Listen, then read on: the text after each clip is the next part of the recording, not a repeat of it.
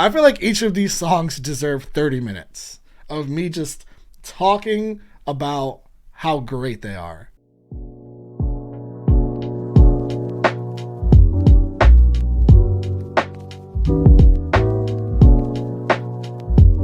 We've got ourselves another album reaction today, folks. Probably ultimately my favorite thing to do still on the channel. It's Hozier. I bear with me because I'm pretty sure that's how you say it. I looked up a couple interviews and that's how the interviewer said it, so I'm gonna go with that. But if it's Hozier or another alternative way of saying it, then I apologize to the artist and the fans of the artist. The album was put up for a poll on Patreon. First of all, it's my job to keep track of this stuff. It's my job to keep track of the albums that are coming out, that are anticipated, highly anticipated, whether it's by the general public, whether it's by me, whether it's by you guys, usually a combination of the three, for me to check out and listen to for the first time, with you guys experience for the first time. And this album I didn't even know came out last year. I didn't even know Hozier had an album come out last year. So shout out to all of you that just kept making comments about the album Unreal Unearth. I kept saying Unreal Unearth. So then when it came time to make a poll, put a bunch of albums in the poll about which album should I listen to. Of course, I put Unreal Unearth, and I guess not shockingly, Unreal Unearth won the poll. I'm excited for this because I'm not unfamiliar with Hozier's game. I love this project. It's just such a special moment in music to me. It's kind of crazy, like how much I love this project, and having said that, I haven't listened to the new music or anything else from Hozier aside from this. The only other thing I know about him is that subway clip of him singing in the subway. Aside from that and this album, I know nothing. Again, I didn't even know this album came out last year, so I'm excited. I'm also a little nervous.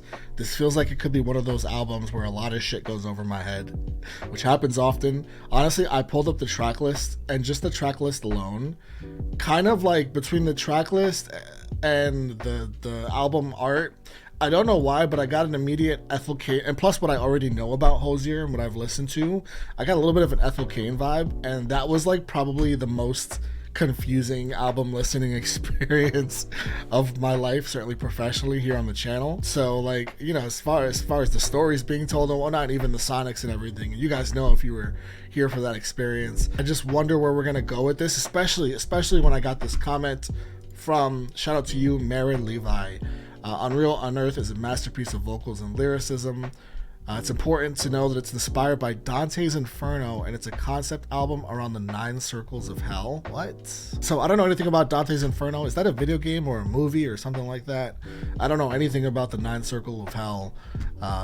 Maybe I should look into it just a little bit before we jump into the album. The Inferno is about the poet's journey into hell.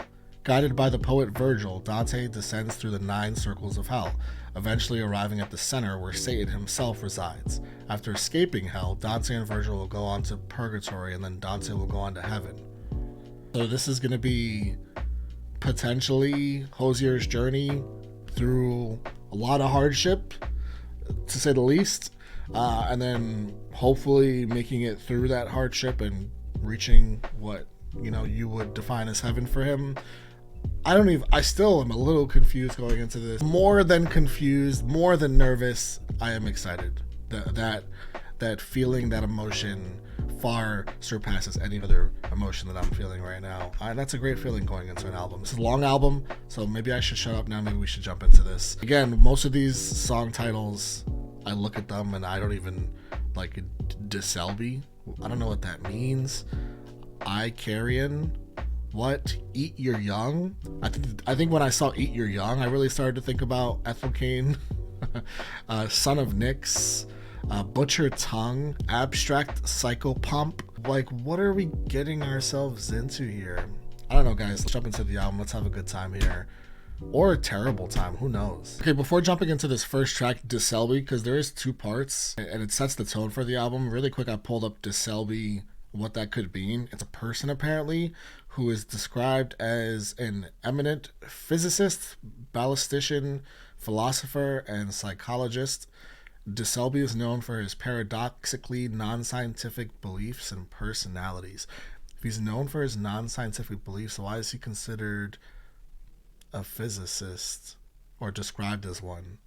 Maybe that's the paradox in itself. This album's going to be All right, let's start this experience. To Selby part 1.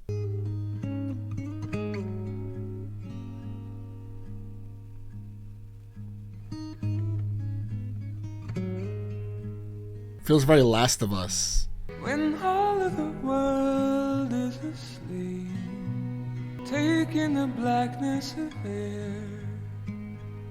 The blackness of air. The lakes of the darkness so deep. God at the start couldn't bear.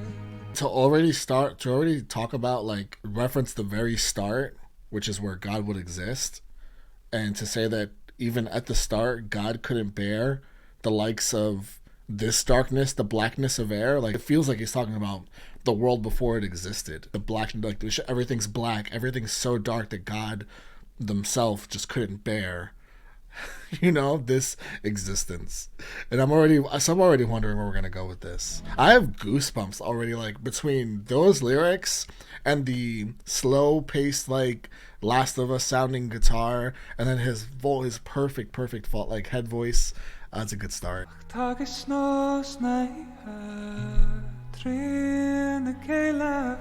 Oh. Oh my god.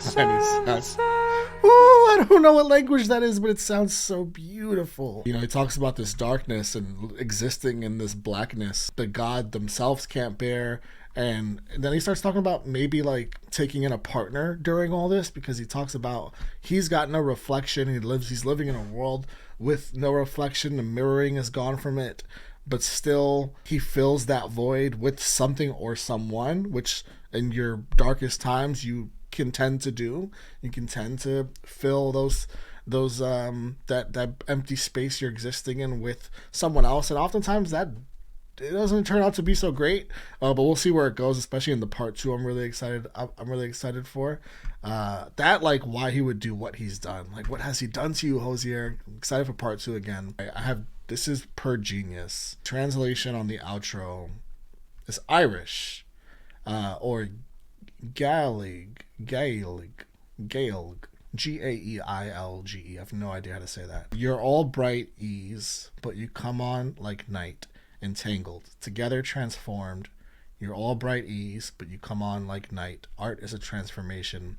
It is a dark art. So again, like, you come on like night. Art is a transformation. It is a dark art. We're still existing, like, in this darkness. Together transformed, we're bringing somebody else in. In the behind the song video, Hozier explained that this section of the song expands on the thought of darkness in the direction of a love song and means something like, and this is Hozier's quote, "Although you're bright and light, you arrive to me like nightfall." So, like, this person is a bright existence, but they still arrive to him like nightfall.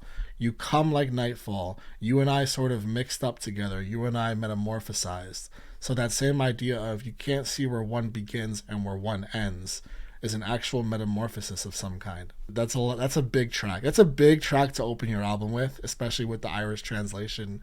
You know, have the listener so intrigued because it already sounds so beautiful that you just can't. And after what you were saying in English, like, you can't listen to that translated, the part you don't understand, and not have complete inclination to go look up what he's saying, which is what I did, obviously. And yeah, it dives more deep on, like, the way that this person entered your life and that metamorphosis that he spoke on. We're going to dive deeper into this album, guys, or we will literally never finish. To Selby part 2, let's see what we get out of this one.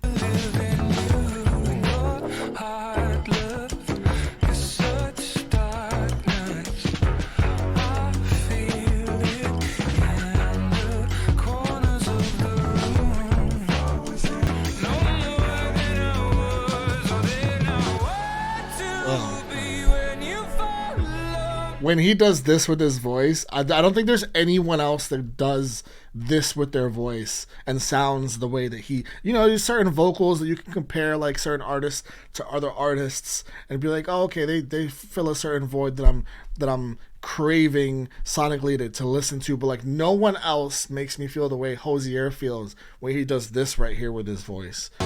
Right here.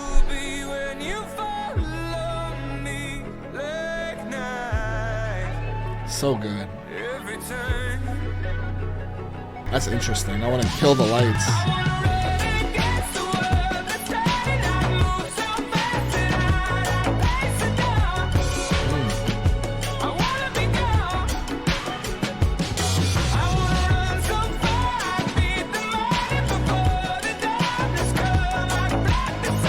Wow. Not only, like, he's fully embracing this darkness. Fully. I want to kill the lights. I'll outpace the dawn. I'll move so fast. I'll run against the world while it's turning. I want to run so far I'd beat the morning before the dawn comes. I'll block the sun. I love the way he continues to describe the way that he will keep the lights off in so many different ways. And the chorus, too. You don't usually get, like, lyrics like that in a chorus. Let all time slow, let all light go. So I guess this would be like that hell. Is it the 9 circles of hell we were talking about with Dante's Inferno? I guess this darkness, I would imagine, like, has to do with making your way through these circles of hell. Like, I would imagine hell's a pretty dark place. That's just me. Like, I really don't know. I'm just kind of going off of what the album was said to be based off of. Don't need to know where we begin. Yeah, not still know you. That kind of speaks to what he said in that Genius quote. Because he says, I don't know where let all time slow, let all light go, which continues to speak on existing in this darkness. But when he says, I don't need to know where we begin and end, that speaks to when he said this person exists as light, but they enter your world as dark. That kind of speaks to that. Like, you don't know how it all started. You don't know where we begin and end. Like, you just can't see any of the light because you're existing in the dark and you're existing together.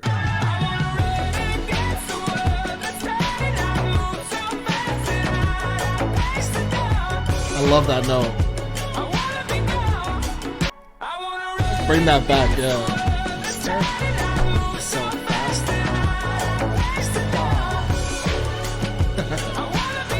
This is great. Oh, what a start. I love that these are a part 1 and part 2 because they do tell a story between the two of them. Even though there really isn't an ending that is told anyway. You can interpret your own ending that, no pun intended, like, really, but oh yes, pun intended, is probably pretty dark. But I love that the songs sound so different. They sound completely different. You know, the second one's a lot more upbeat, and that first one's definitely a slower roll to start the album. But they both, again, like, are very much cohesive in their storytelling. And I didn't even touch on the Selby part, and that would require me educating myself a lot more on the Selby than that little paragraph I read off of Wikipedia. And that's a whole probably fun rabbit hole to dive down to and, like, you know, to find out how that's connected with the songs in itself. Just a really exciting way to open this album is basically what I'm trying to say. And he's got me wondering where he's going to go with the rest of this project, because that's again, pun intended, just a dark way to start with the project, what he's talking about in Selby, both parts, especially part 2. All right, first time, track 3, let's do it. What a start. I'm excited. I'm feeling good about this. I feel like this is going to end up being really good. How before I heard it from your mouth, my name would always hit my ears. It's such an awful sound. Oh. And the soul, if that's what you call it. Oh. Uneasy ally of the body. Oh, for what? No. We're not going to not touch on that. Can you imagine if your name, your entire, like, life in existence, your own fucking name, the thing that defines you as much as anything, like, it's the thing you carry with you your entire life, unless you change it at some point, obviously. And some people, like, that deal with, like, a certain level of dysmorphia or, like, their own identity struggles, obviously, right, like, do change their name for several reasons. But, like, say, like, you just deal with this name your whole life, and to you, this name is an awful sound. The thing that everybody calls you when they see you, when you are presented to them, that's your fucking identity. And imagine it's an awful sound, and then you meet somebody, and now all of a sudden, like, when they say your name, it's no longer an awful sound, like the way that they say it, the way it hits your ears. Man, that's a great. I really, really, really like that lyric to start this out. Okay, let's find a way to get through this album. It felt nameless as a river, undiscovered underground. I can't keep pausing this. That's another.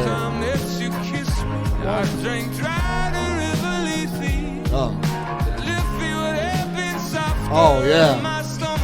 Oh, his voice. Oh. I'm gonna be honest, I don't even know what he said the last 20 or 30 seconds. He just sounds so good saying it. Oh, fuck. The first time that you called me baby. Oh, and that's not even your name. Some part of me must have died the first time you called me baby. That's not even his name. He's down bad for this person because we're not even talking about the name part. Now we're just talking about little cute couple nicknames. I am gonna have a. I love this. I don't know if we're a minute into this song. I don't know if anything passes this. Like, this is so good so far. Man, the sound of this is so great. This is one of my favorite 1 minutes of a song that I've heard in a long time. I can't even focus on the lyrics. That's the trouble I'm having now. Is he's saying a lot, but the song is so good that's really hard to focus in on what he's saying, which happens every once in a while. He says, the first time you kissed me, I drank dry the river Leith. I want to know what the river Leith is. Also known as the Amelis Potamos, river of unmindfulness. River of unmindfulness. The Leith flowed around the cave of Hypnos and through the underworld where all those who drank from... Oh, this is Greek mythology. Also known as one of the rivers of the underworld of Hades. Also, he's mixing in Greek mythology with this too? That's crazy. Leith was also the name of the Greek spirit of forgetfulness and oblivion with whom the river was often identified, which is the unmindfulness part.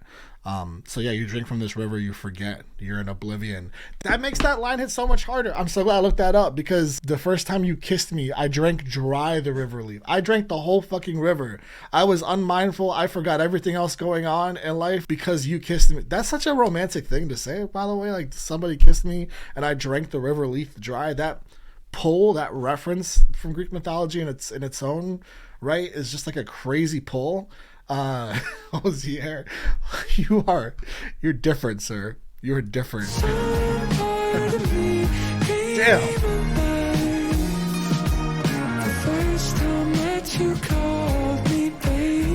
I have like a tear forming from how that line is so good. Just to be ripped out by the stem. Oh yeah. Sensing only now it's dying, drying out and drowning blindly, blooming forth its every color in the moments it has left. That whole flower scheme is so good. Oh. Each time that you call me baby, but some part of me stayed alive. Some part of me must have died the final time you called me baby. Oh man, oh no. To change it from, that some part of me must have died each time you called me baby, some part of me stayed alive each time you called me baby, that continuous cycle of life, going through a relationship with somebody and they are such a profound part of your life that just them calling you baby, like a part of you dies in the best way, and then some part of you stays alive when they call you baby because you're going through a lot of shit. You are a deeply depressed person. I mean, you were talking previously on a couple tracks about just existing in darkness, right? So that it's pretty easy to assume you are existing in a lot of dark thoughts in that regard. And if you're with somebody if you have dark thoughts and you're with somebody who is very important to you, then I would imagine, the more they call you baby keeps you alive, because a lot of the times, the things that just get you through the day are that person, which is unhealthy, yes, but it's a reality. It's a reality. To flip it though, the final time you call me, so there was a finality, they broke up, and there was a final time that he called him baby, that this partner called Hozier baby. And a part of him died because it was the final time. Some part of me came alive the final time you call me baby. I wonder what that is. I wonder what part of him came alive the final time.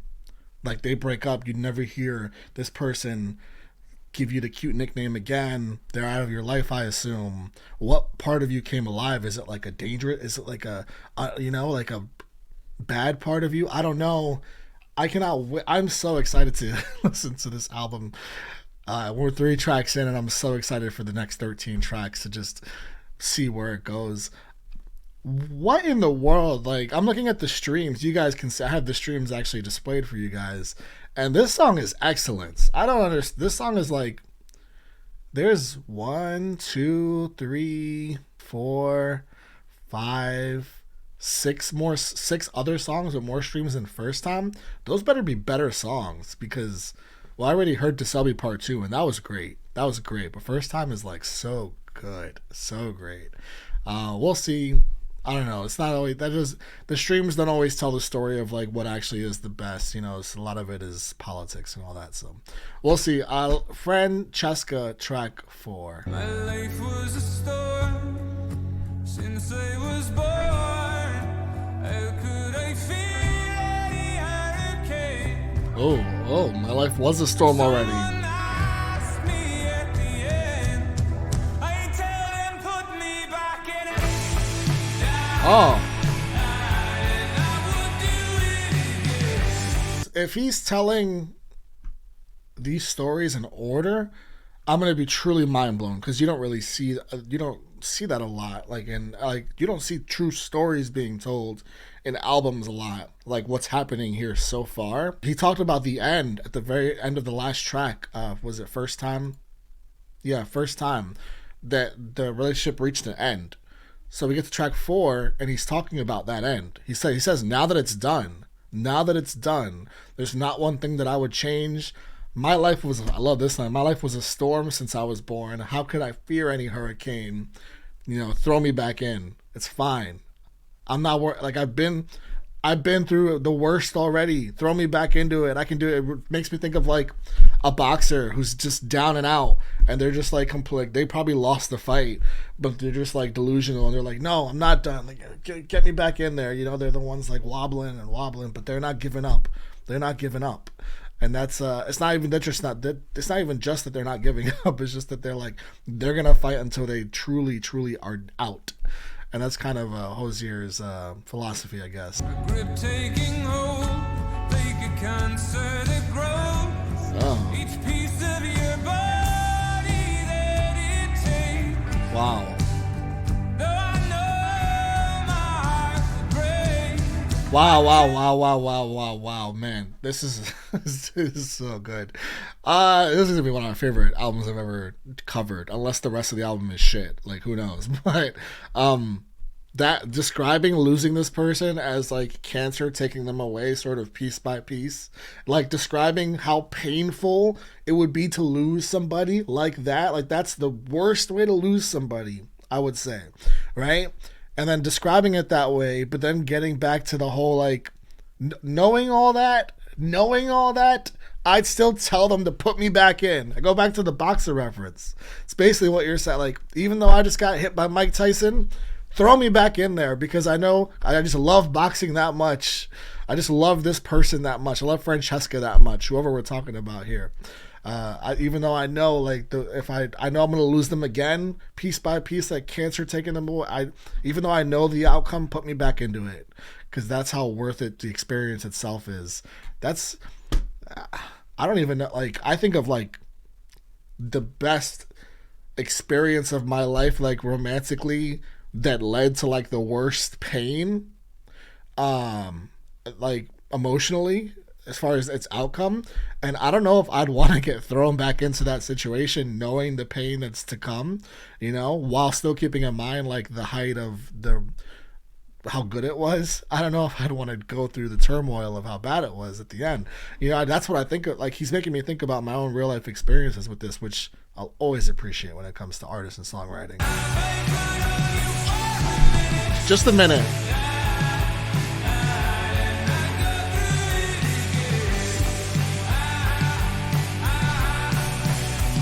Big words there. Heaven is not fit to house a love like you and I. That could mean a couple different things. It could mean that he's saying our love, like, you know, surpasses what heaven can handle. Like, it's just that grand. It's that amazing. Or he's saying that, like, we went through so much turmoil that, you know, heaven's not a fitting place for us to exist in. I mean, it could mean a couple of those things. I lean more towards like how great he looks at the love itself. Like, it's more of a romantic sentence, you know, like our love is just so great, heaven's not fit for it. Because he also says, I would not change it. Like, he wouldn't change a thing of the things they went through. Also, like, the heaven is not fit to house a love like you and I. makes me think more of the whole 9 circles of hell thing. I mean, obviously, right? Okay, I am having a good time. We're gonna keep going. The next track is I Carry On, which is gonna lead me to look up something else. I Carry On it's an Icarus reference relating to or characteristic of Icarus, especially in being excessively ambitious. Yeah, I know all about Icarus. I mean, shout out to Zayn Malik, my favorite artist, and Icarus Falls and Ambition, flying too close to the sun, and the results of flying too close to the sun and how you can get burnt and lose everything. Really scared of what this one's gonna be about. And I'm loving the references between like that Heth, whatever that river was he was talking about, the Hades River in the first time, everything in Selby, and now we're referencing Icarus. Yeah, this dude like really I feel like this album took a long time to put together between the references he's pulling here and some of the songwriting, but the best artists know how to do it. All right, let's do it. I Carry On. Wow, the soft. I've reached a rarer height now that I can't confirm. All our weight is just a burden. I'm not sure where he's from, but I love, especially when he's singing softly like this. First of all, I love that the soft vocal matches the soft plucking of the guitar. Also love that I can very much hear his accent. I'm not sure where Hozier is from. I can't read the whole description on the Spotify page here, but clearly he's got an accent. I love that I can hear that when he does soft singing, especially. All our weight is just a burden offered to us by the world. Very good point. Oh, I burn. How could I fall? That's playing off of the Icarus part, right? The though I burn, how could I fall? The Icarus, he's flying close to the sun. He is burning, but he's not actually falling though, because he's being lifted by every word that is being said to him by this person. Okay, nice love song. While you're as heavy as the world that you hold your hands beneath, Holding the world under your hands. I only pray, don't fall away from me. I do not have wings, love, I never will. Soaring over the world, you are carrying. If these heights should bring my fall, let me be your own. Allow the ground to find its brutal way to me. I love that flip. Like, allow you, like, if you fall, if you are flying and you fall, you would hit the ground. Like, you would find your way to the ground. But he says the ground will find its brutal way to me. I love the imagery of like this person holds the world in the palm of their hands to him. It's the way he views them. And I love that he consistently carries that narrative throughout the song. And he's just like flying in their world that they're holding. And he's just flying despite the fact that he does fly too close to the sun, he admits, but he just keeps on flying because of them. They keep him floating. Oh man, really beautiful. Like, it feels like a love song. There could be some things going on in here that I might understand more on a second listen that might turn it a bit darker. But off of a first listen, it just feels like a really beautiful love song. You do feel Hozier is going through something in the song. And that's the takeaway that I've gotten from every song so far. All right, Eat Your Young, track 6. This is the big song off the album, right? It's got the most streams by far. Eat Your Young. There's a lot of animals that eat their young. A lot of different, quite a few. So I'm not sure if he's gonna get into that. We'll see. Darling, let me put my lips to something. Let me wrap my teeth around the world. Get some, pull up the ladder when the flood comes. Throw it up until the legs have swung. 7 ways that you can eat your young.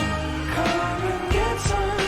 Skin of the children for a walk on. Whoa. Put on the table, second bombs and guns. Whoa. Twinkle and easy and eat your young. Whoa, what? Okay. Hold up. What's happening to me is what happened in first time, where I'm having trouble going along with what he's saying because the song's so groovy and so catchy, and that chorus is a certified bop. Then he's talking about some real season. He's like skinning the children for a wardrobe. I'm just like, yeah, what? Whoa, Hozier, hold up. I'm trying to have a good time here. Not something I can really have a good time to, even though it's so catchy. What are we talking about? It's dinner time. Clearly, right? In the beginning, he's talking about he wants to put his lips to something. He's like, start carving, darling. I want to smell the dinner cooking. And if I want to feel the edges start to burn, I just picture like meat cooking when he says that, but I don't know. It could be something else. Race you to the table. Yeah, we're starving here. If you hesitate, the getting is gone. Yeah, you take too long to get to the table, the food's gone for sure. I won't lie, if there's something to be gained, there's money to be made. Whatever is still to come, get some. Get to the table and get some. Basically, pull up the ladder when the flood comes, which sounds kind of biblical, which could be getting back into that whole, the circles of hell thing. Throw enough rope until the legs have swung. 7 new ways that you can eat your young. Come and get some. Skinning the children for a war drum. Put in front of the table. Selling bombs and guns. It's quicker and easier to eat your young. Yeah, this song like spiraled really fast. I love that chorus.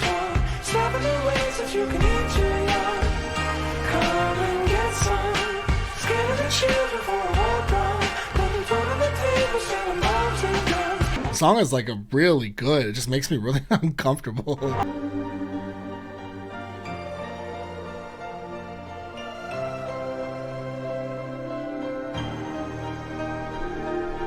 I was thinking, and it's a really, really pretty outro for a song that's touching on a lot of stuff that's like makes me really uncomfortable.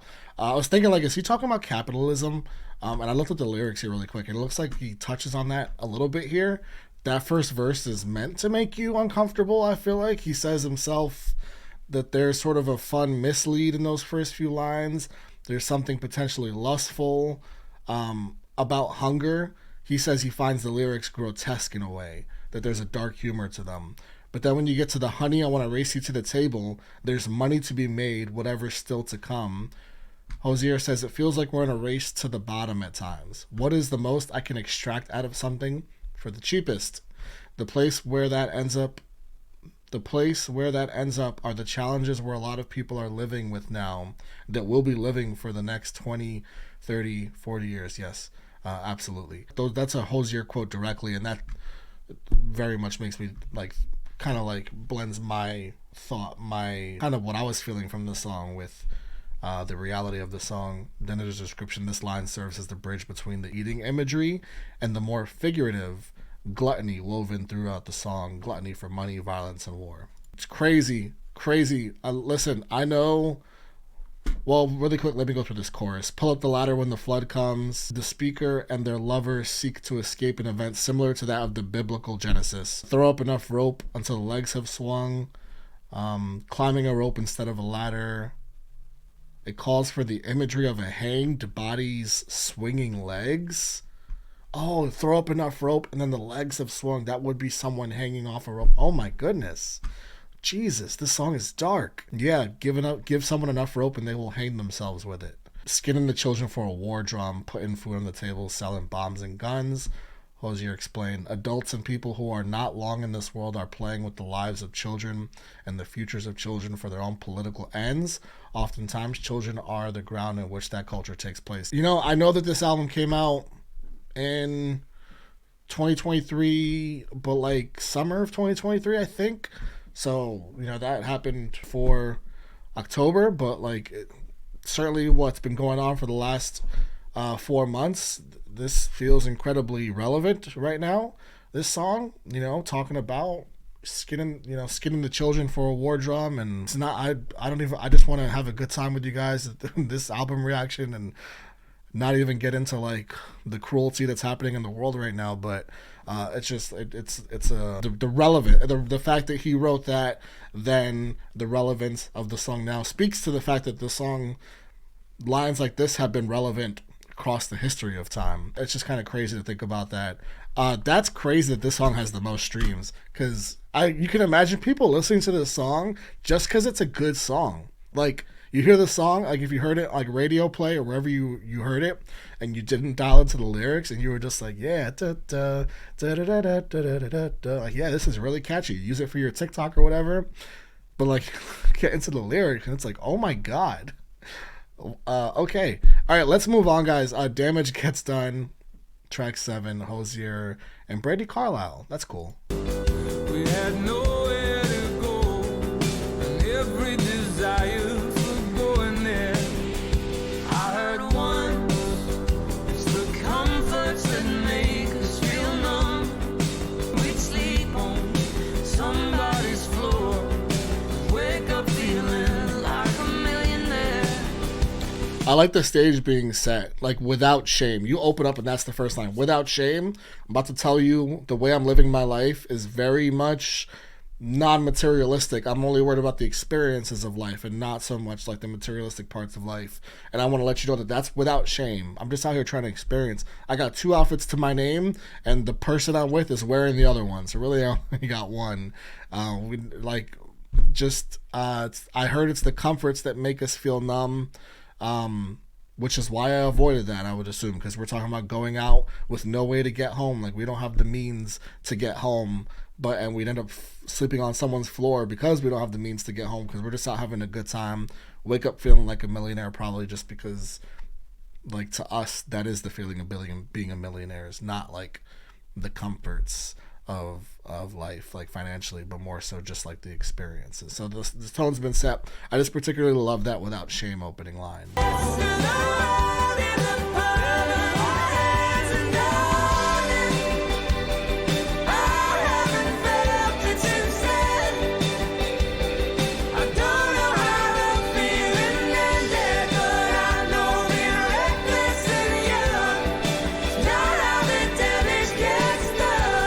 That's so interesting. First of all, they sound great on the harmony.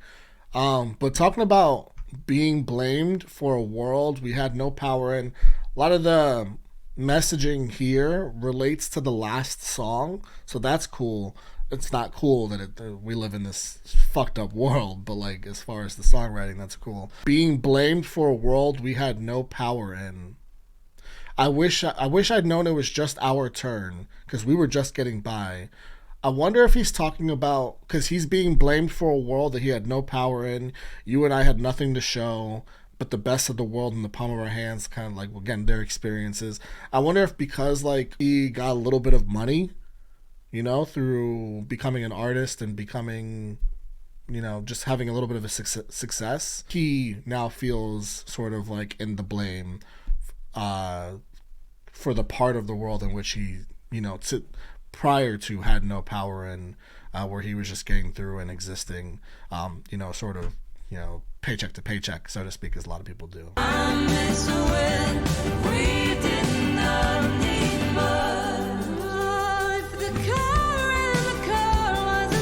I love that line. First of all, I gotta stop this, because when I tell you, man, I have been down and out. I have been like, you know, I've talked about this openly. I've been homeless before. You know, I've been just absolutely broke. I've been at the bottom. I've been at that bottom of the bottom. And a lot of us have. Like, I've been in the situation where, like, I'm not a religious person, but I'm praying the car just starts. Like, and the car starts, and like, I cry because the car started. And if the car doesn't start, I also cry because the car didn't start. Either way, I'm gonna end up crying. If the car ran, the car was enough. That is such a hard-hitting line, you know, when you've been through the just getting by is enough, because that's all I really got right now. So I'm embracing this life of just getting by, which I certainly have as well. So I'm understanding the song on a very resonant level right now.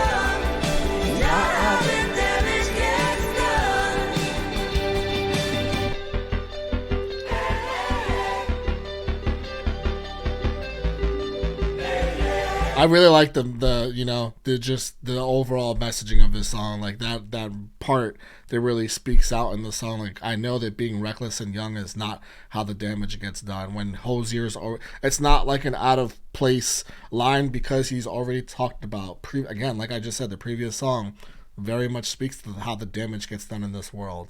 And now he talks about the following song, like, well, being reckless and young and is not how the damage gets done, and we don't regret any of sort of what we went through in those times. Yeah, just as a song, I think it's a good song. I just don't know how much I would like revisit it as a song.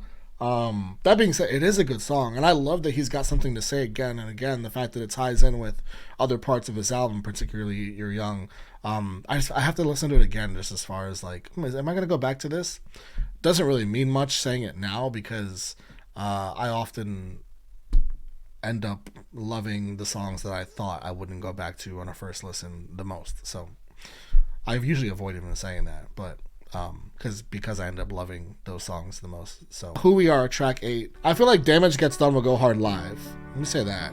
Instrumentation and the guitars in there were really lively. Like, I really felt like the song felt alive. Hold me like water, Yeah. or cranes hold me like a knife, at night. So much of our life Yeah. is just coming through the dark to we are. Wow.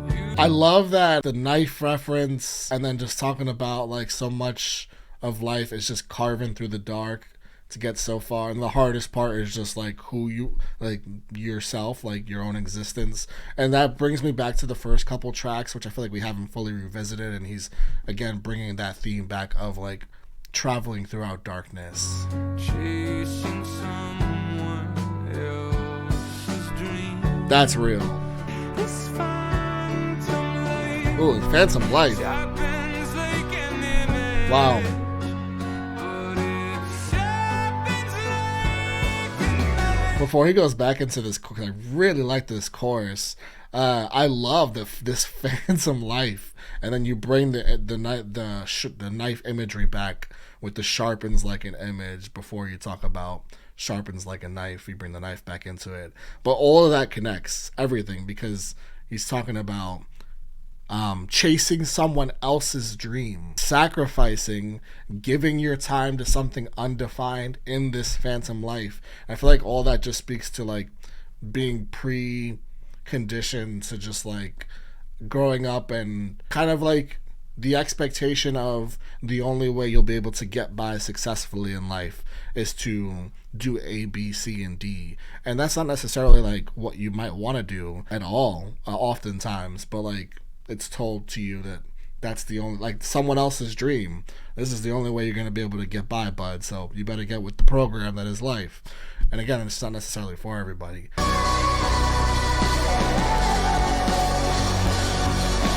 Bro, this. Yeah. Oh, yeah. Those. What? Oh my gosh. This is.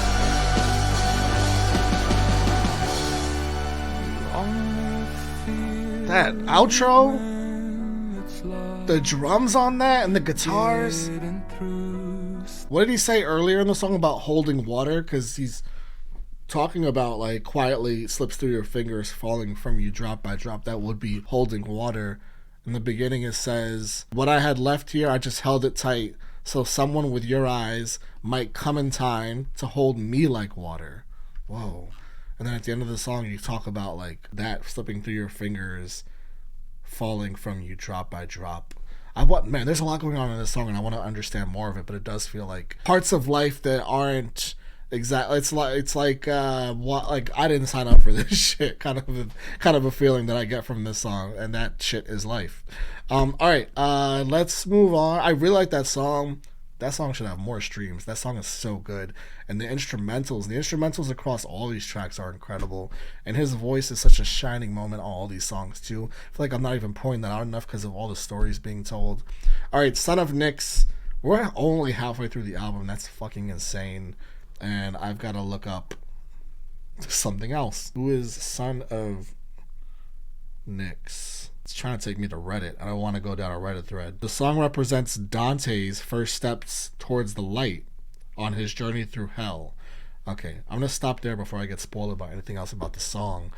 Interesting. That's interesting that says that. That's the genius annotation. Interesting that says that, because we are in the second half of the album.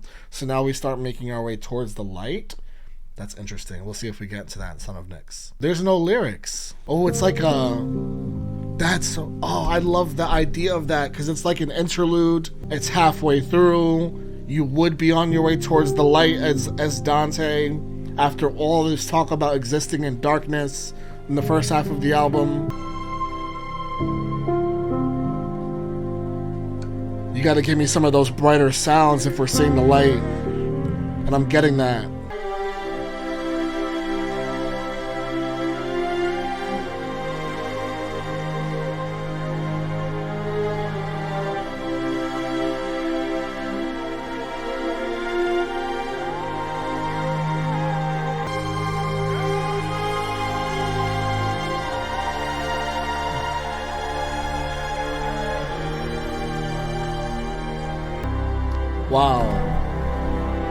Wow, this is really pretty.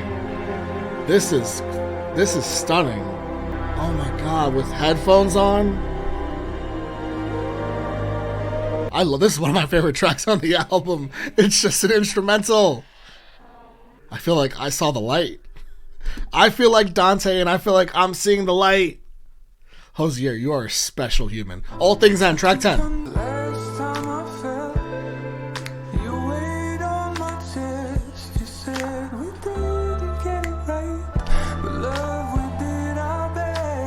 That goes back to the earlier tracks.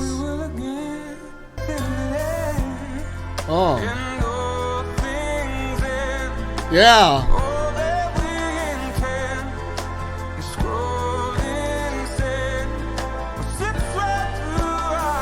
Oh my god, I love this. Wait, hold on. Okay, hold on. This is making me cry. This is fucking beautiful. This is my favorite song, maybe. First Time and All Things End are my two favorites on this album. But then again, I'm going to re-listen to this, and every song is an absolute fucking standout. This song is incredible. First of all, I just love how it sounds. I just love what it sounds like. It's like this groovy, old school, like jazz kind of record, and like they got a little bit of the snaps. He sounds so good. His voice is sitting in that pocket where it's just like so soulful, and he's just crooning to us and sounds so good that it doesn't even matter what he's talking about. I love the song already. I really was tearing up because of his voice and because of the lyrics of the song. And part of it is the journey you go through, right? Because earlier on in the album, he's talking about the ending of things, the finality of things, and learning from that. But earlier on in the album, he was dealing with the end of things, but in a much more toxic way. Like things ended, and he was down with being thrown back into those things. Was it Selby Part 2, or was it First Time? I don't remember, but he was talking about, if it ends, I'm a fucking hurricane. It's fine. I've dealt with worse. Throw me back into it and I'll deal with all that pain again. He's talking about these things in a more toxic way earlier on, and that would be like maneuvering through the dark, right? But now you follow Son of Nyx, which is an interlude instrumental, and we're headed towards the light, and All Things End. Not only does he sound brighter in his tone and in his voice, there's a much more optimistic tone.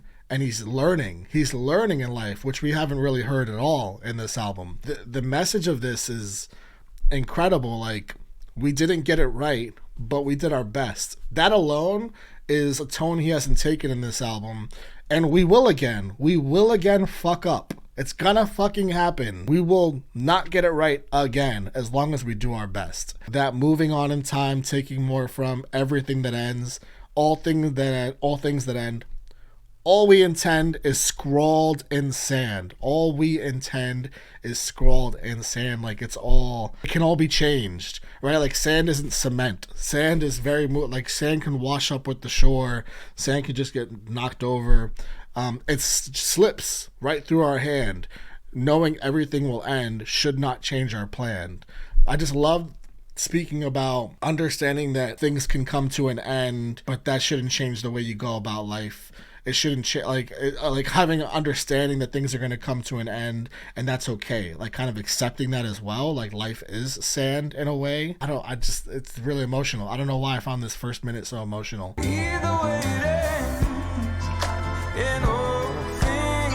This is so good.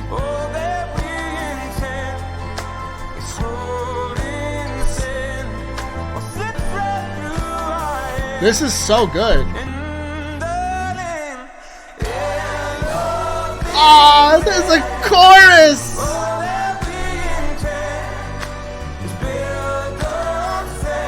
I don't think it could get better.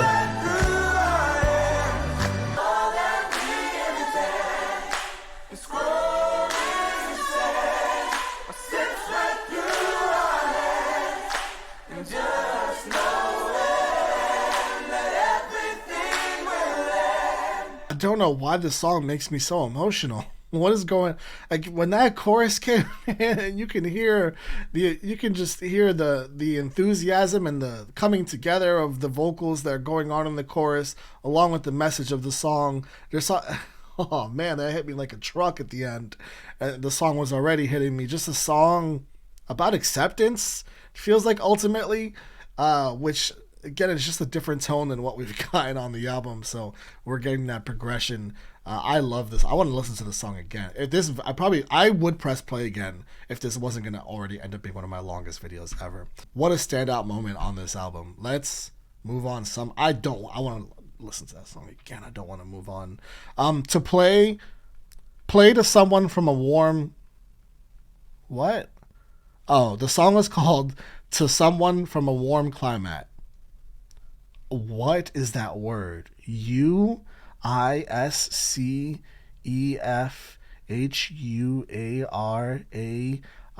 What in the world is that? I gotta look that up. I can't not look that up. That word is outrageous. It only comes up with Hozier stuff, so I assume it's something that he made up. I'm just gonna play the song. You'd shake for minutes there and move your legs. This album has me messed up. Wrap the blanket over you and keep your head within. And darling, all my dreaming is only put to shame. Oh my gosh. And darling, all my dreaming. Wow. It's natural as another leg around you in the bed frame. This is his best vote. I mean, he's singing. I can't even say that because he sounds so good, but his vocal's so isolated. Like it's just his vocal in here. I almost cried again just listening to his vocal in this song. I mean, he sounds incredible in this song. This is my favorite vocal performance from him in the whole album for sure. I don't even know what he's talking about though. I certainly get the awful things we do to make the head go quiet. He's overthinking. I don't even know what he was talking about this whole song because I'm so fixated on how amazing he sounds. There are some things that no one teaches you, look. God in his awful wisdom just programs in. But darling, all my dreaming is only put to shame.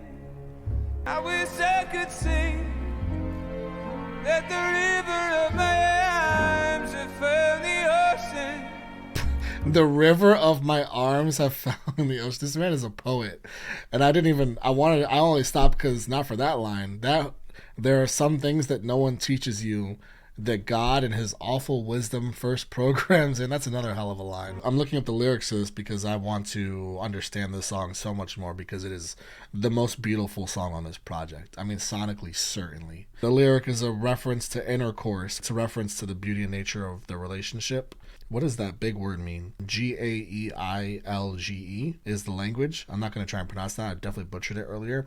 The long word here In the context of this song, it means the person from a warm climate may only be able to find the pleasant coolness from a body of water. That's a juxtaposition with the first verse, where the person from a cold climate struggles to find warmth. So they're both from different climates, and they both find one struggling to stay cool, one struggling to find warmth. Sorry guys, I'm just over here like so enthralled with this song and wanting to understand all of it. The river of my arms have found the ocean. He says that he wishes he could say the river of his arms have found the ocean, but in the next line contrasts it by referencing the cold lake water of my heart.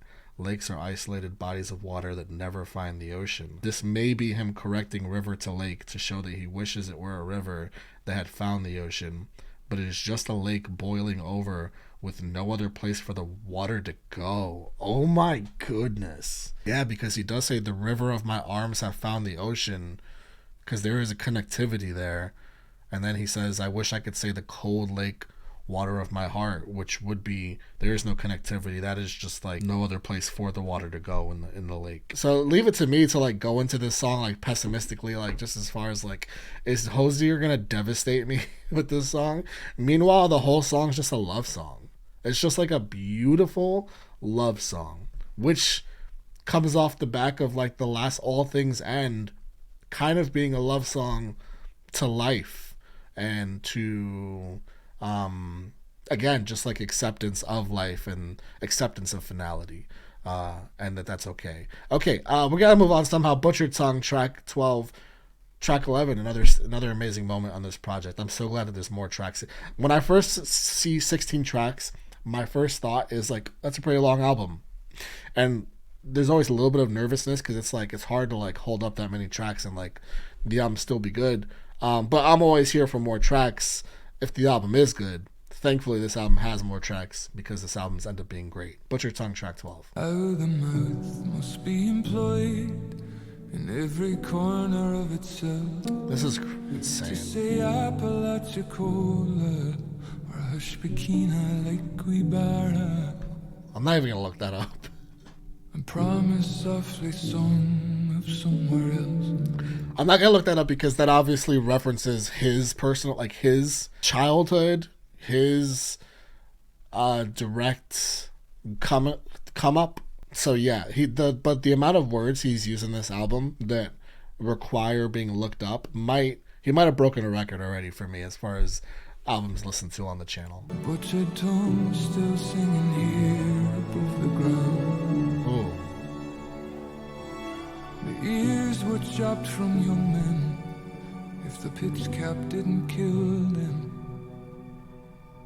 they are buried without scalp in the shattered bedrock of our home. Where is this? Have your guarded heart be lifted like a child up by the hand in some time. Again, he is singing earlier on, I forget what song it was, but we had the soft plucking. He was singing so softly and his accent was so prevalent. The same thing's happening here. His accent is so strong in this song. And I feel like it's fitting because he's definitely talking about home, it feels like a place very familiar to him. Definitely like a come up, he's talking about passing road signs as a young man and like hearing like certain sounds and music and just things that had to do with growing up. So it's fitting that you would be able to hear his accent so strongly. Town, it just means home to them, with no translator left to sound. A butchered tongue still singing here above the ground. This is such an interesting song. It's really short. He sounds beautiful. I love the strings in this song. I love the sound of the second half of this project, which, not to take away from the first half was incredible. The sound has just changed is all. We're seeing the light. I can feel the light in all of these tracks as opposed to that first half. I can feel Dante making their way to that light.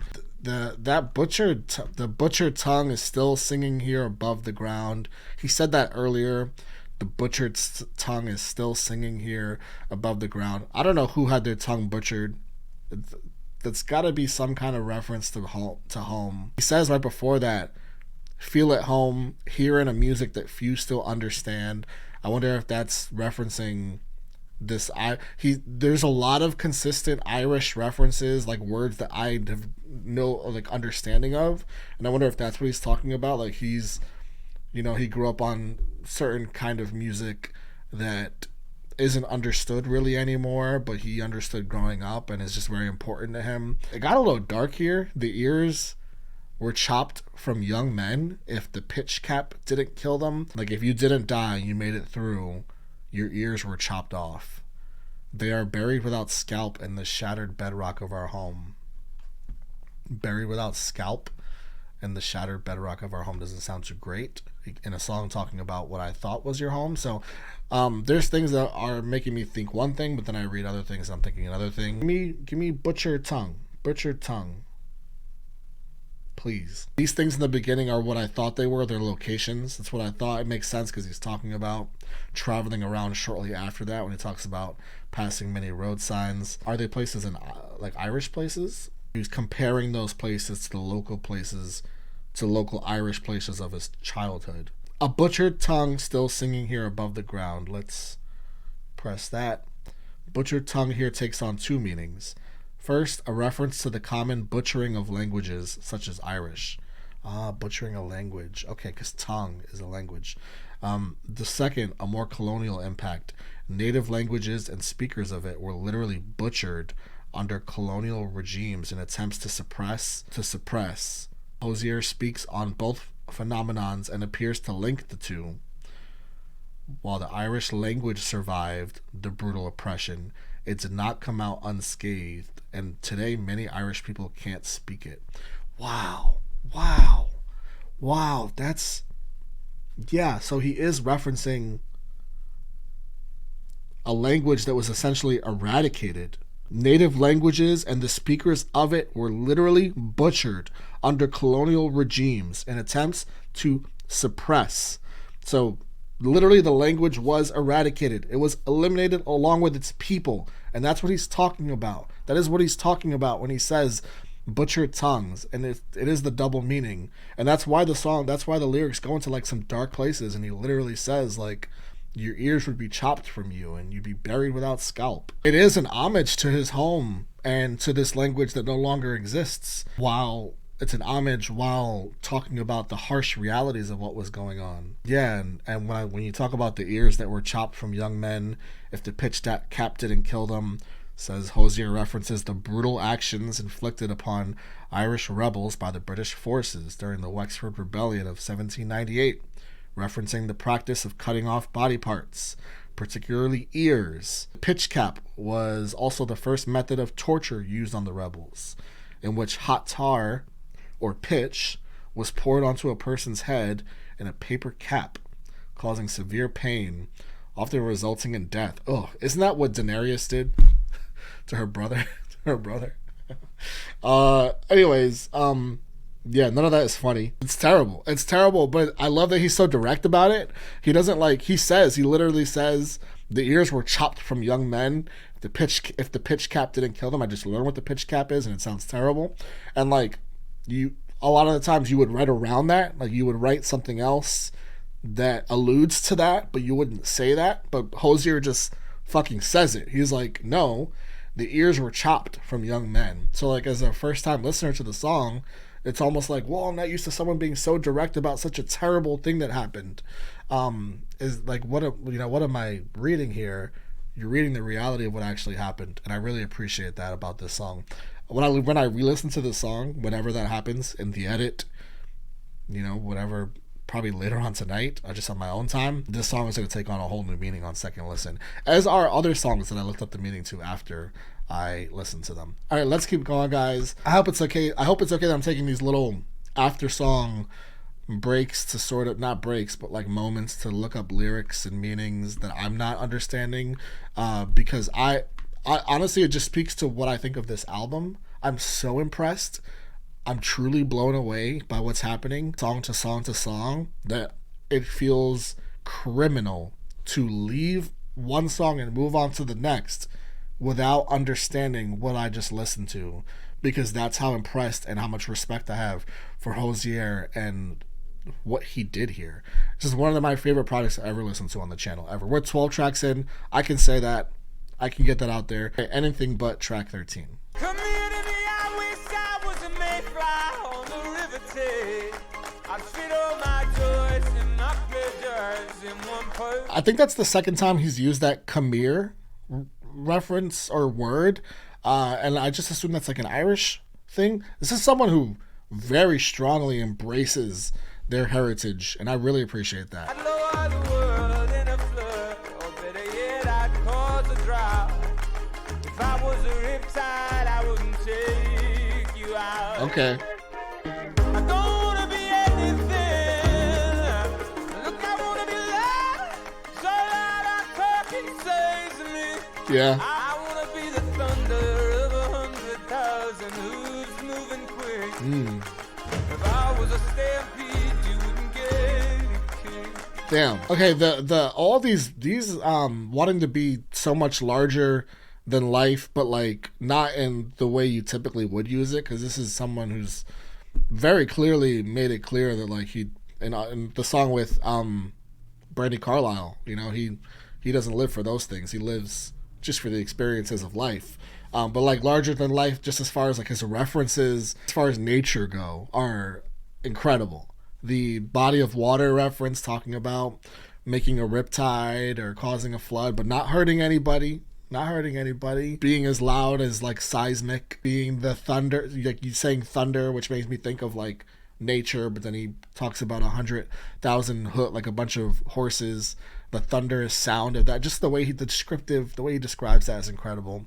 But you still, even in the stampede of all those horses, you wouldn't get a kick. No one would drown in his riptide. Still does feel like a celebration sonically. I wanna be anything like this at all. I would do everything if you let me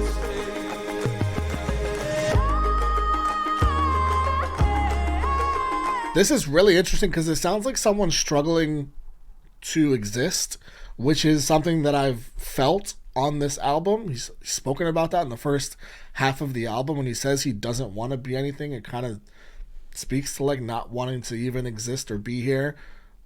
But at the same time, I would do anything just to run away, which also speaks to that, but also speaks to like his appreciation for life as far as like all the things that he is referencing, that he finds beauty in, such as, you know, these bodies of water that he's referenced several times. He called himself a lake earlier in a track, and he's used water consistently throughout this album. Really interesting song to think about as he heads towards the light, and kind of like where you place it thematically. All right, track 14. I'm having a top tier time. As a reminder, I'm never gonna forget this album. Abstract parenthesis psycho pump. I don't know what that means, but we'll find out.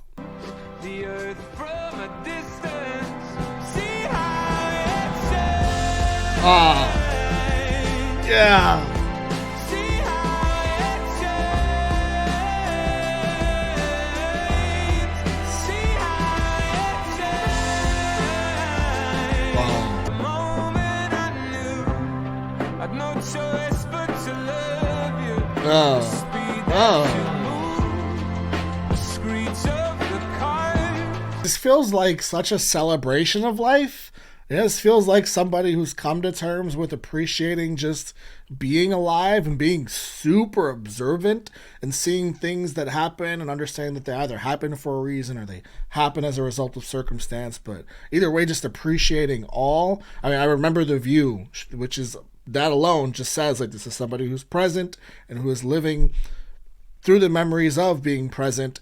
When I look back, I remember The View, street lights in the dark blue, so specific. Just having such a specific imagery and having such specific memories of being present again. The moment I knew I'd no choice but to love you. Again, it could be talking about this specific person or just life and the world itself, because then he goes on to say, the earth from a distance, see how it shines. See how it shines. See how it shines. I mean, this is again coming from somebody who probably hasn't felt the full desire to live, who's traveled through a shit ton of darkness, a lot of it. The emotional roller coaster of this album is unbelievable. Man, the lyrics of this.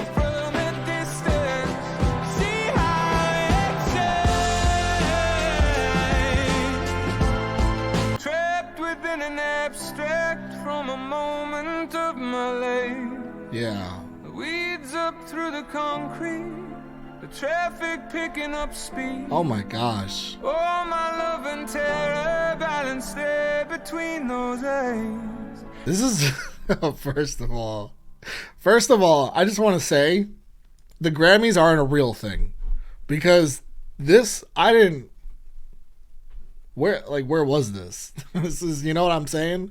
Like, this wipes the fucking floor with most of the albums that were nominated for Album of the Year. Which is no knock on those albums. I really enjoyed most of those albums. That's not even the point. The point is that, like, this wipes the floor with all of that. Like, this is an insane level of artistry, songwriting, and it's not just like the fact that he wrote these songs, it's the fact that he turned them into these beautiful songs that you can listen to and enjoy. Listen to him singing, see how it shines, see how it shines, see how it shines, like, listen to how he sounds on the track. It's just, everything came together perfectly. That last line is the last part of the song here is incredible. Darling, there's a part of me I'm afraid will always be trapped within an abstract from a moment of my life. The weeds up through the concrete, the traffic picking up speed, all my love and terror balanced there between those eyes. First of all, do I know what he's talking about? Not fully. But that's kind of the point, is that he leaves so much for you to think about. I'm thinking of a lot of things when it comes to those lines, like trapped within an abstract from a moment of my life. When he says trapped within an abstract, like, an abstract isn't a physical thing. It's more of like a thought. So, like, what are you trapped, like, that moment of your life? Is it more of just the thought, a thought you had in a moment of your life that you're trapped within, and you're always trapped within that, but then you're thinking about kind of like weeds coming up through concrete, kind of depicts natural, like, just the natural part of our world, right? Like, concrete is man-made and the weeds are the natural part of the world, which is something he's kind of gotten into on the album previously. Traffic picking up speed is, again, something completely out of all of our control, just the regular nature of life. All my love and terror balanced there, so he's talking about love and terror, which is balance emotionally. There's just a lot to think about. It's kind of what I want to say and what I'm getting at. And I don't fully understand it, but the beauty of not understanding is one of my favorite things about music, as long as, like, it has the potential to make sense, and it totally does here. All right, I gotta move on somehow, some way. We're gonna just keep going. Moving past a song like this just feels like not respectful. Like, I feel like each of these songs deserve 30 minutes of me just talking about how great they are, but such is what we do here. It makes that not realistic. All right, Unknown, NTH. Isn't NTH like a crypto, or I'm sure that's not what he's going to talk about. All right, Unknown, track 15.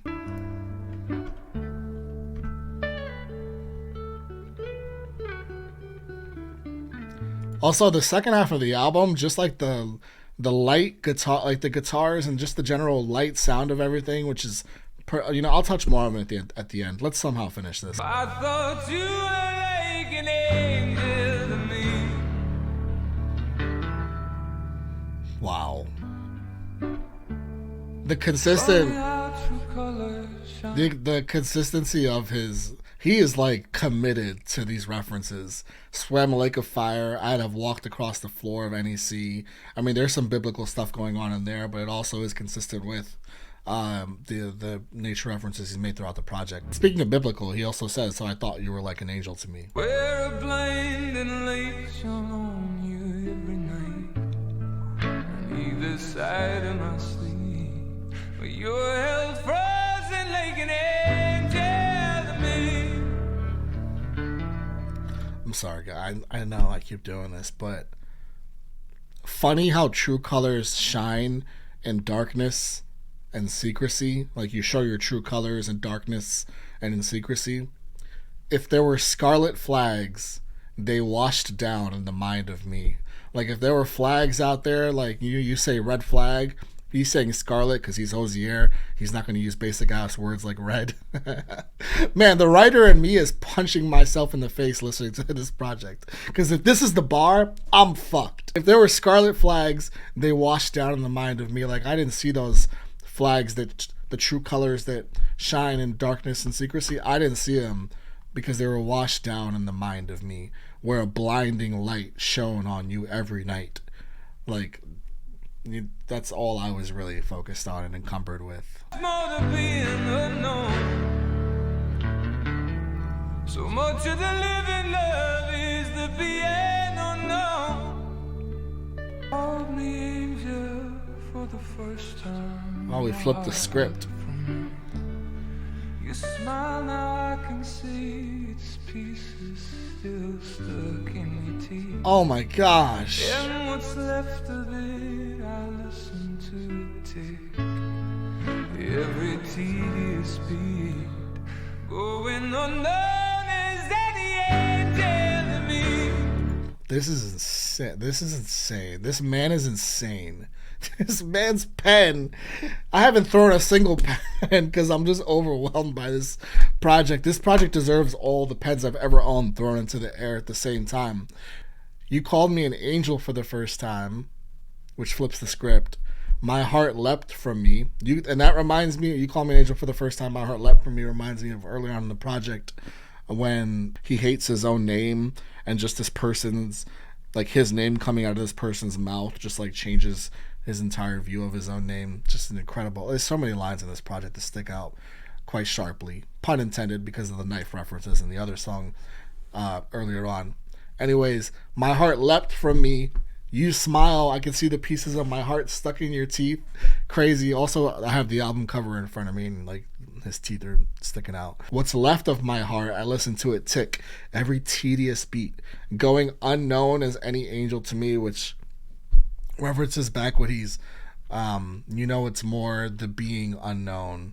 So much of the living love is the being unknown, and he brings that back around with his heart tediously beating, going unknown as any angel to him.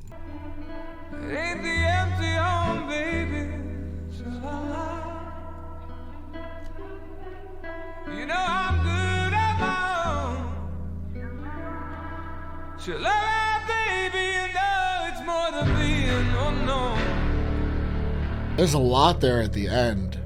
I do wonder what unknown is to Hozier, because he's like, that's what really gets him. It's not the being, he says it himself, it's not the empty home, it's not the being alone. I'm good on my own, like typically, like I'm fine on my own. It's the being unknown. And there are some people who are better unknown. So perhaps I am better unknown, but that's the part that's really getting me in this post life of living without you, which is clearly what's happening, as he says, I could break beneath the weight of all the love I still carry for you, and I would walk with that weight until I injure myself, the injury of finally knowing you. Okay, let's I don't want to finish this album, but let's just do it. First Light, track 16. First Light, Dante sees the light, right? Halfway through the project, makes his way to, this is the end of the project. We see the light, and we're at First Light. I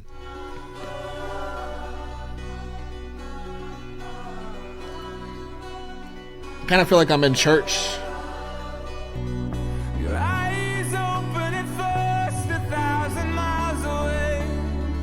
Could this be how every day begins? Sky sets a burn. Gold in the rest, the color in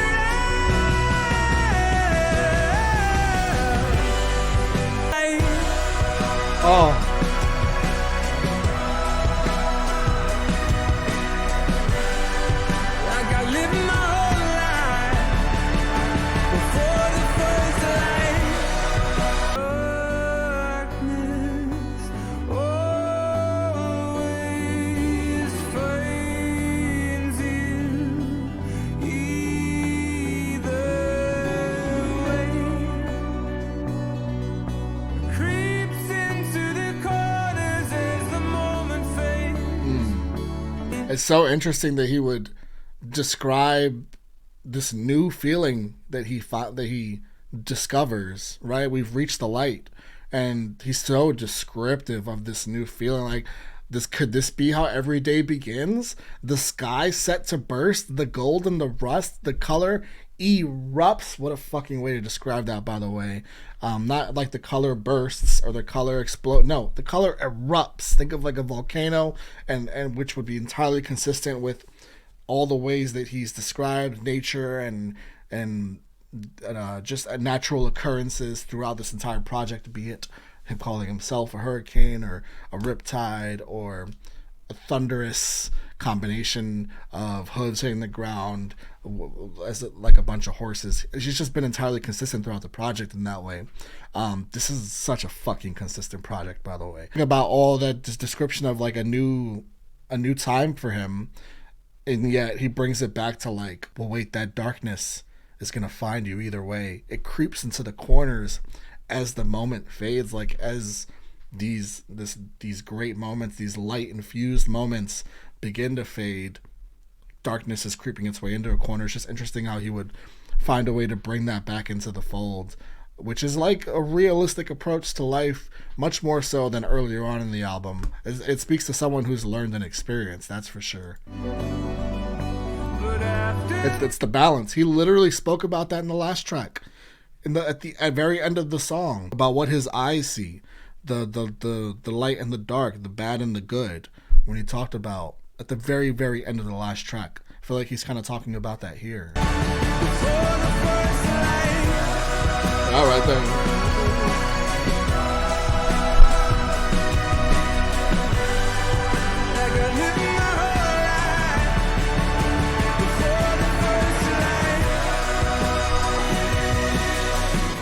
Wow. Holy fuck, what a way to end this album. It's so hard landing the plane, and he landed the plane. It's so epic, and it has to be epic because you reach the light after this entire project that just so perfectly describes the way Hozier is feeling in many words that I've never even heard in my entire life, let alone used. He gets to the end and speaks on seeing the first light in the best way he possibly, in the most epic way he possibly could have sonically. And I'm so glad it was so epic. I love all those huge vocals at the end, that it felt so grand. A lot of the times, a lot of artists go for that huge feel, like that epic feel, so they can, so the song can feel epic and large, and so that it can go well live particularly, and it doesn't always hit. And this hits so hard, not just because of the way it sounds, but because of the impact on the rest of the project, lyrically, but like sonically it's so important for it to hit, and it definitely fucking hits. This has got to be, he's on tour. I took a peek at that because there's no way I'm missing out on that. Can you imagine this album live? I certainly did the whole time I was listening to it. This has got to be the closing track. There's no other way to close it. You close the tour with this track. Man, I'm overwhelmed. I gotta be honest. I don't want to say too much here at the end because I have said a lot. This is one of my longest videos ever, particularly as far as like how long the album is versus how long this video is. I'm definitely going to have talked more than the album itself, which I try not to do usually. But I wouldn't have done this album justice if I didn't just like make sure that like I was just fully educating myself, potentially, because I know I still missed a bunch of things even with the researching, but I again had to educate myself on certain certain songs about what Hozier was trying to convey, because I needed to know as a listener, because that's just how impressed I am with everything. What I'll say at the end here, trying to keep it as short as I possibly can, again, just kind of take everything I said as the album was going along, because those are my feelings. My overall feeling is that this is, and I don't want to just start saying crazy stuff. I just listened to the album one time, right? But I can confidently say this is one of the best written projects I've ever heard in my entire life. Like, if I was laying on my deathbed and you were like, what is the best written project you ever heard in your life? There's no way I give you 5 albums and don't have this on it. This was just like And this is a fucking experience. It's not an album. It's an experience, and he did it right. Like, the whole storytelling thing with the 9 circles of hell or whatever it is, the Dante thing, that I don't even like know anything about that story, but just reading about it very briefly, I know enough to understand what he was doing here.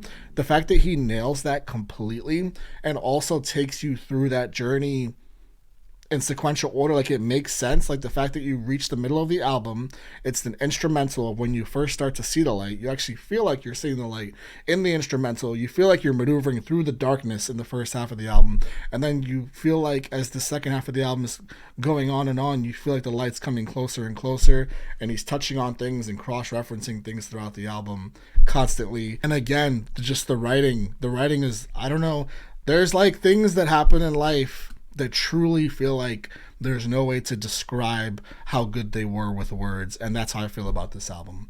No words I say now are going to do it justice, so I'm not even going to fucking try anymore. This was perfect in ways I could have never expected it to be. I'm so hype that this was so good, and that it really blew my mind. It seriously blew my mind. This fucking blew my mind, and I feel like this is the type of album that deserves a 20-hour deep dive. That's how I feel about this album. So whatever this video is going to end up being length, it's not going to be enough, because these tracks deserve so much more deep diving. That's how special they are. And I can't wait to go see this man on tour and to listen to this album a lot more in my own time. And man, so you know what I'm feeling right now? A lot of the times here on the channel, we listen to albums together. That's just what we do. And it's like one album to the next, to the next, to the next. And I never really go back and talk about albums that I listened to previously, because we're always on to the next album. I'm feeling like a real sense of sadness because I don't want to just move past this album. This album feels like it just deserves to be spoken about more. Like, I feel like in a month or two, I should make another video just talking about having been able to process the album for a month. You know, like, it just deserves all the coverage it can get. That's how I feel about this album. So I want to make that very clear at the end here, that this is just that top tier. And that being said, thanks for hanging out with me for this long video. You guys are the best. I wouldn't have heard this album without you guys, so I can't emphasize just how much I feel that you guys really, truly are the best. I love you all very much, and we got a good one here.